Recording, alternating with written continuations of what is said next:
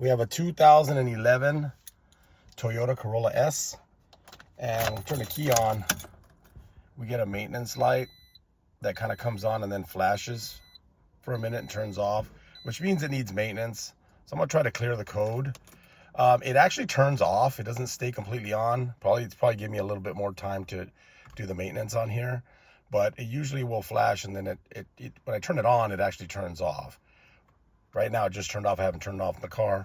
So what we're gonna do is we're gonna go ahead and we're gonna set the meter here to trip A. Turn off the key.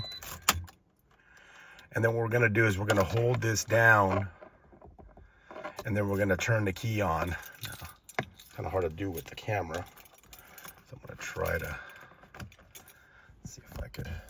Yeah, it's gonna be impossible for me to do. Let's see if I can hold it. Try to shove the key in there. Try to turn it at the same time. Okay, now that should flash on the bottom. You see how down where it says P? Then it should go back to right there, 000 trip meter. Let it go. Turn the key off. Turn it on.